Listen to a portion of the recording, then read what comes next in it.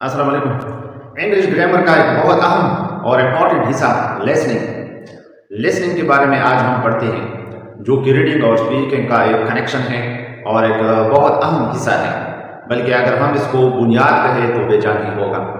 Listening जो word है, सुनना, ये किसी भी जुबान का सीखने के अमल का इब्तिदाई सरगर्मी और अमल है और प्रोसेस है। अगर आपका सुनना बेहतर ना हो, आपने अच्छी तरह किसी चीज़ को नहीं सुना हो, तो आप उस चीज़ को, उस लफ्ज़ को, उस वर्ड्स को गलत तलफ़्ज़ भी करेंगे और लिखेंगे भी।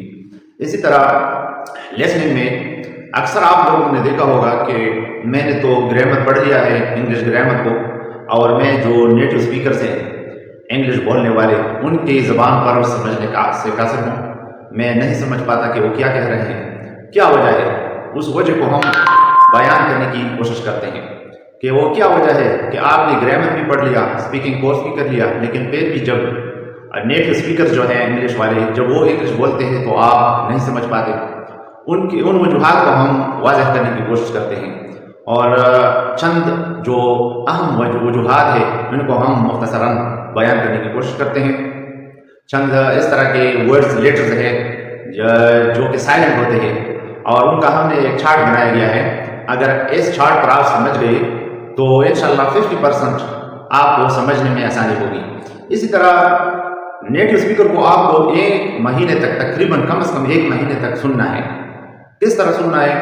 मुख्तलिफ किस्म के कन्वर्सेशन है मुख्तलिफ वेबसाइट्स पर और यूट्यूब पर। इनको डाउनलोड करके एक महीने तक उनको सुनना है ताकि आपके दिमाग उनके साथ मुवाफ़क़त पैदा करे, उनको समझने में हमवार हो जाए, आसानी हो जाए। इसी तरह मुख्तलिफ़ किस्म के जो फ़िल्म हैं, अगरचे उनके पास जो फ़िल्म है वो हमारे इस्लामी अक़दार से मुतसादिम है, लेकिन जो ड्रामाज है और मूवीज़ है, अगर कुछ इस तरह की चीज़ें उनमें शामिल न हों तो उनको भी देखना चाहिए, वो भी मुआविन साबित हो सकते हैं।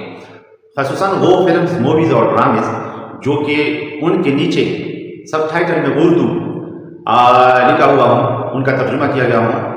बाज़ आसानी उनके सुनने से होगा और बाज़ जो अल्फाज है नीचे जब आप ट्रांसलेशन को देखते हैं तो आपको समझने में आसानी होगी और इसी तरह आपके दिमाग उनके साथ या लिसनिंग के साथ बलद हो जाएगा, हमवार हो जाएगा और समझने में आसानी होगी। कुछ अल्फाज है जिनको इंग्लिश नेटिव शार्ट करते हैं या उनको साइलेंट करते हैं, ज़्यादातर गैर लाशऊरी तौर पर, यानी उनको अपने नस्ल में इस तरह मिला हुआ है, लिहाजा वो उन अल्फाज को मुकम्मल तौर पर साइलेंट करते हैं और लफ्ज़ में नहीं बोलते। और हम जो नॉन नेटिव स्पीकर हैं, हमने जो इंग्लिश सीखा है, उनमें हम इन अल्फाज को भी तलफ़्फ़ुज़ में अदा करते हैं और स्पेलिंग में भी लिखते हैं। स्पेलिंग में लिखना तो ज़रूरी है, लेकिन जब हम इनको प्रोनाउंसिएशन करते हैं तो नेटिव स्पीकर की तरह हम प्रोनाउंस नहीं करते, बल्कि हम अपने इलाकाई जो ज़ुबान है और जो समझाने वाले हैं असातिज़ा किराम हैं, उनके बताए हुए तरीके पर हम उनको वाज़ह करने की कोशिश करते हैं। आइए इस चार्ट पर चलते हैं और उन अल्फाज की वजाहत करते हैं। सबसे पहले बी जो लफ्ज़ है, इन अल्फाज में साइलेंट है, लेकिन हम इनको ज़्यादातर लोग बोलते हैं। बम में साइलेंट है, क्लेम में साइलेंट है, कम में साइलेंट है, डेट में साइलेंट है, डेट नहीं बोलेंगे, टेक्स्ट। डाउट में साइलेंट है, लेम में साइलेंट है, कम में साइलेंट है, सटर में साइलेंट है, ये सटर है। इसी तरह ये तो हुआ बी के अल्फाज। सी वाले अल्फाज को देखिए जिसमें सी साइलेंट है। एसेंड में सी साइलेंट है, मसल में सी साइलेंट है, डिसेंट में सी साइलेंट है, डिसिपल में सी साइलेंट है, प्रेजेंट में सी साइलेंट है, ऑब्सेंस में सी साइलेंट है। लिहाजा इनको अब सी के बगैर भी पढ़ेंगे और जो नेटिव स्पीकर है वो किस तरह पढ़ते हैं, लिहाजा आपको आसानी होगी। फिर एज में ई साइलेंट है, जीन में ई साइलेंट है, हेड में सी साइलेंट है, लाइफ में सी ई साइलेंट है, लव में ई साइलेंट है, प्लीज में ई साइलेंट है। इसी तरह जी में, जी जो वर्ड है जिसमें जी साइलेंट है, एल में जी साइलेंट है, एस एन में जी साइलेंट है, पेन में जी साइलेंट है, और इसी तरह फॉरेन में ये जी साइलेंट है, कंपेन में जी साइलेंट है, डिज़ाइन में जी साइलेंट है, इसी तरह डिज़ाइन में जी साइलेंट है। ये अल्फाज साइलेंट होते हैं। नेटिव स्पीकर इनको कभी भी आपको नहीं बोलेंगे वर्ड अदा करने में। इसी तरह एच एक में एक साइलेंट है, एंकर में एक साइलेंट है, कॉर्ड में एक साइलेंट है, एकू में एक साइलेंट है, और इस तरह बूस्ट में एक साइलेंट है, ऑनेस्ट में ایک سائلنٹ ہے. اسی طرح کے کی طرف آتے ہیں. کے میں کے جو الفاظ ورڈ ہیں، نی میں کے سائلنٹ ہے، نیل میں کے سائلنٹ ہے. اسی طرح نیو اور نالج میں کے سائلنٹ ہے. نائٹ میں کے سائلنٹ ہے، نائٹ میں کے سائلنٹ ہے، اور نیڈ میں کے سائلنٹ ہے. اسی طرح ایل والے الفاظ کو دیکھیے. ایل جو الفاظ میں سائلنٹ ہے، آمنڈ ایل سائلنٹ ہے، بام ایل سائلنٹ ہے، کا ایل سائلنٹ ہے، کام ایل سائلنٹ ہے، چھا ایل سائلنٹ ہے، ہاف ایل سائلنٹ ہے.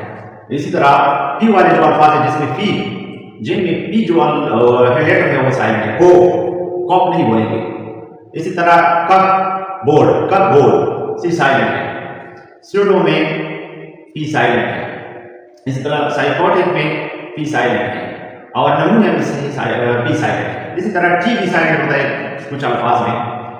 کیسل میں ٹی سائلنٹ ہے، اپوسل میں ٹی سائلنٹ ہے، اور لیسن میں ٹی سائلنٹ ہے. اور اس طرح میچ میں ٹی سائلنٹ ہے، اوپن میں ٹی سائلنٹ ہے، فاسٹ میں ٹی سائلنٹ ہے.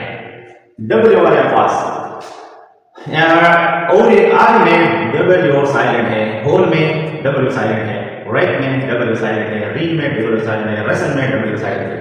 اسی طرح انگلش میں جو زیادہ تر الفاظ ہیں ان میں سب سے زیادہ جو سائلنٹ لیٹر ملتا ہے وہ آر ہے.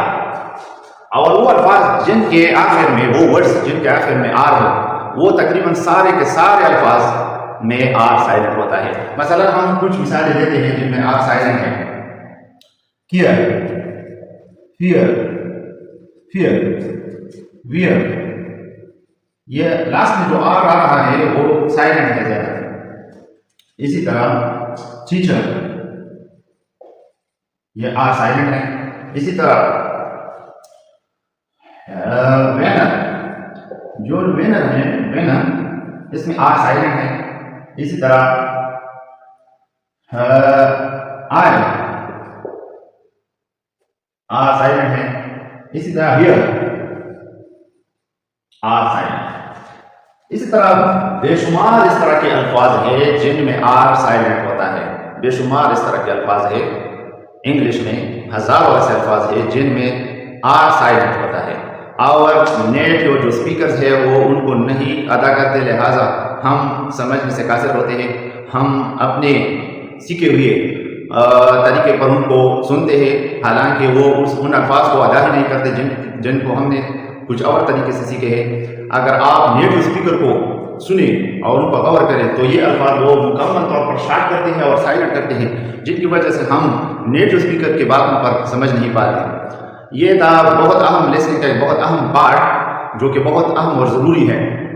اگر آپ چھوٹے بچوں پر غور کریں، چونکہ وہ ایک نئی دنیا میں آئے ہوتے ہیں، لہٰذا وہ جب ابتدائی میں زبان سنتے ہیں تو وہ بعض الفاظ کو بار بار ہاں اور ہاں کے جیسے الفاظ سے آپ سے وہ صحیح لفظ سننے کے لیے متوجہ ہوتا ہے. اور ایک لفظ کو جب آپ اس کو کچھ لفظ بولتے ہیں، نیا لفظ، تو وہ ہاں اور ہاں بار بار کہہ کر 2-3 دفعہ آپ سے صحیح ورڈز سننے کی کوشش کرتا ہے تاکہ وہ سیکھ لے. کیونکہ وہ ایک نئی زندگی میں آیا ہوا ہے، لہٰذا وہ بہت زیادہ کچھ سیکھنے اور سمجھنے کی کوشش کرتا ہے. اس کو ہم مثال لے کے اگر آپ انگلش کے جو موویز ہے اور ڈراماز ہے ان کو سن لیں اور جو ان کے نیچے جو کیپشن ہوتے ہیں یا سب ٹائٹل ہوتے ہیں ان کے ساتھ دیکھیں تو انشاءاللہ سننے میں اور لسننگ میں آپ کو آسانی ہوگی. یہ تھا آج کا ایک بہت اہم اور امپورٹنٹ لیکچر جن کی وجہ سے آپ کو بہت مدد ملے گی اور آپ کو سمجھ آئی ہوگی.